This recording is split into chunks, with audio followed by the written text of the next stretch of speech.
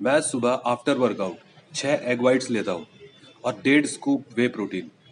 फिर भी मेरी मसल ग्रोथ बहुत स्लो है। क्यों? Hello friends, welcome to my channel. मेरा नाम है धीरज और ये है धीरज होम वर्कआउट। तो कैसे हैं आप लोग?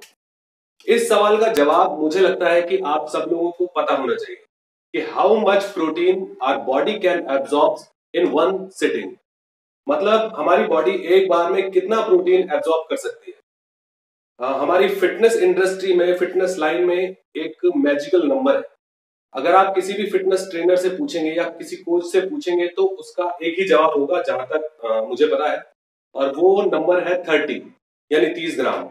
आपकी बॉडी एक बार में 30 ग्राम प्रोटीन एब्जॉर्ब कर सकती है। तो अगर हम 50 ग्राम प्रोटीन लेते हैं पोस्ट वर्कआउट में, तो उसमें से 30 ग्राम प्रोटीन हमारी बॉडी एब्जॉर्ब करेगी और बाकी का 20 ग्राम उसका क्या, वो वेस्ट हो जाएगा।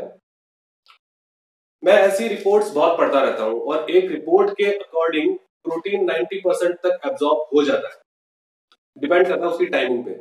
लेकिन 30 ग्राम के आसपास अमीनोज यूज होता है हमारी मसल बिल्डिंग में या मसल टिश्यू की रिपेयरिंग में, और जो 20 ग्राम है वो फैट, यूरिया या फिर ग्लूकोज में कन्वर्ट हो जाता है। ऐसी एक रिपोर्ट नहीं है, ऐसी बहुत सारी रिसर्चेस हुई है, बहुत सारी रिपोर्ट्स बनी है, और एक रिपोर्ट दूसरी रिपोर्ट से मेल नहीं खाती। थोड़ा कंट्रोवर्सी वाला मामला है। इसे और समझने के लिए हमें प्रोटीन एब्जॉर्प्शन को समझना होगा कि प्रोटीन कितनी देर में एब्जॉर्ब होता है, उसको कितना टाइम लगता है।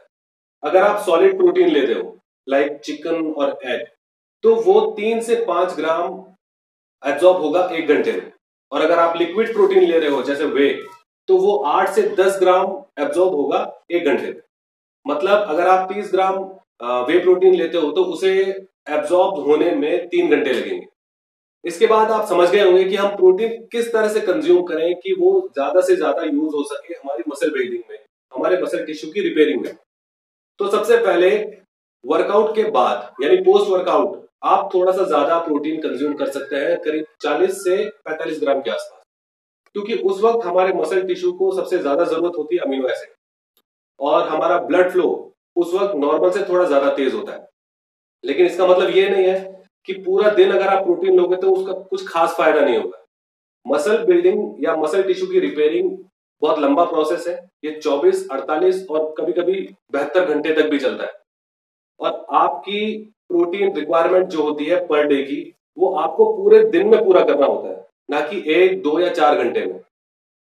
और जितनी आपकी प्रोटीन रिक्वायरमेंट है डेली की, उसे आप 35 से डिवाइड कर दीजिए, और जो भी नंबर आता है आपको उतनी सर्विंग लेनी है 35 ग्राम की पर मील। और हर सर्विंग में, हर प्रोटीन इंटेक के बीच में कम से कम 4 घंटे का गैप रखें। जैसे मेरी जो प्रोटीन रिक्वायरमेंट है डेली की वो है 140 से 150 ग्राम के आसपास, और अगर मैं 35 से डिवाइड कर दूं तो ये होगी 4 सर्विंग्स, यानी 35 ग्राम की 4 सर्विंग्स लेनी है मुझे पूरे दिन में। ठीक है, और हर सर्विंग के बीच में 4 घंटे का गैप। और इसी तरह से आप अपनी टाइमिंग सेट कर सकते हैं अपनी प्रोटीन रिक्वायरमेंट के हिसाब से, ताकि हम जो प्रोटीन ले रहे हैं वो ज्यादा से ज्यादा एब्जॉर्ब हो, ज्यादा से ज्यादा उसका यूज मसल बिल्डिंग में हो, मसल टिश्यू की रिपेयरिंग में हो। तो ये छोटी सी इंफॉर्मेशन थी जो आपके साथ शेयर करनी थी।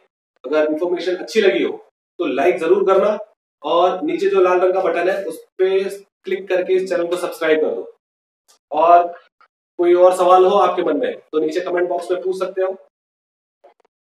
तो आज के लिए इतना ही, मिलते हैं नेक्स्ट वीडियो में। सी यू सून।